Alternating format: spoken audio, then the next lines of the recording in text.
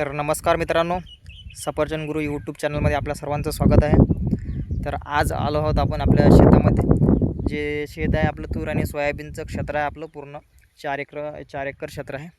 तर इथं चिंता अशी वाढलेली आहे मित्रांनो की 15 ते 20 दिवसापासून कुठल्याच प्रकारचं पाणी जे इथं पडलेलं नाही आहे मित्रांनो. पाण्यावर एकदम पिकं जे आहेत आलेले आहेत. पिकांची अवस्था खूप दयनीय झालेली आहे. कुठं कुठं पिकं वाळून गेलेले आहेत पूर्ण प्रकारे. आणि आपला जो बुलढाणा जिल्हा आहे, तालुका संग्रामपूर, गाव जे टुनकी आमचं, तर इथं पण कुठल्याच प्रकारचं पाणी जे आहे ते पडत नाही आहे मित्रांनो. साधारणतः आपल्याच बुलढाणा जिल्ह्यामध्ये नाही तर अमरावती जिल्हा, नागपूर जिल्हा, गोंदिया जिल्हा, परभणी, नांदेड आणि सर्वच भागात, विदर्भाचा पूर्णच भाग आणि महाराष्ट्रातला सर्वच भाग, फक्त काही भाग सोडून जे पाणी जे आहे ते काही भागातच पडत आहे. आणि ते पण असं चांगल्या प्रमाणात नाही, तुरळक प्रमाणात जे पाणी जे आहे पडत आहे. आणि बाकी विदर्भामध्ये तर कुठल्याच प्रकारचं पाणी जे आहे ते पडत नाही आहे. पंजाब डक साहेब यांनी मागे अंदाज दिले होते, ते पण फेल गेले. आणि तोडकर साहेब यांनी पण अंदाज दिले आहेत, ते पण सर्व फेल गेलेले आहेत. तोडकर साहेब यांनी अंदाज दिला होता तर त्यांनी माफीसुद्धा मागितलेली आहे. कारण त्यांनी असं म्हटलं होतं की पाणी येणार आहे आणि त्यांच्यावर विश्वास ठेवून खूप शेतकऱ्यांनी त्यांच्यावर भरोसा केला. पण निसर्गाच्या पुढे कोणी जाऊ शकत नाही मित्रांनो.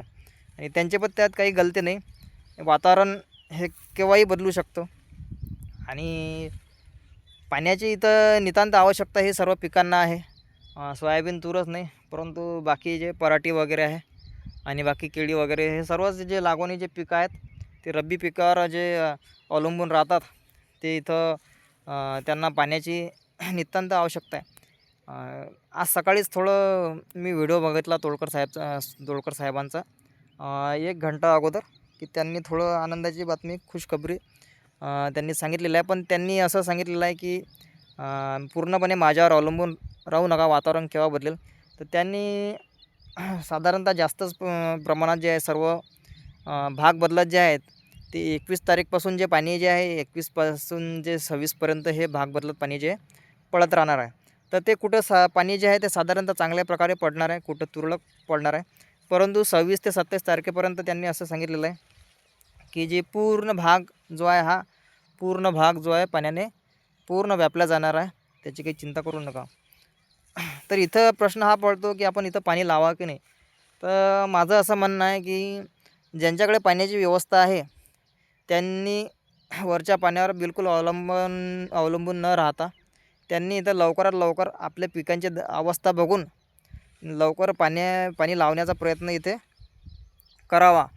कारण मी साधारणतः इंस्टाग्रामवर खूप सारे असे व्हिडिओ बघितले की तिथं पिकं अक्षरशः जिथं वाळून गेलेले आहेत मित्रांनो, ज्यांच्याकडे पाण्याची व्यवस्था नाही. तर भगवंतानं पण थोडं आपल्या इकडे बघावं. आणि तोडकर साहेब यांचा अंदाज 100% खरा असतो, परंतु थोडं यावेळेस थोडा अंदाज जो आहे हा त्याला कोणीच काही करू शकत नाही. तो अंदाज जो आहे फेल गेलेला आहे. आणि मी तुम्हाला माझं पीकसुद्धा दाखवलं की कसं काय आहे आणि तुम्ही सांगू शकता की कशा प्रकारे जमलेलं आहे.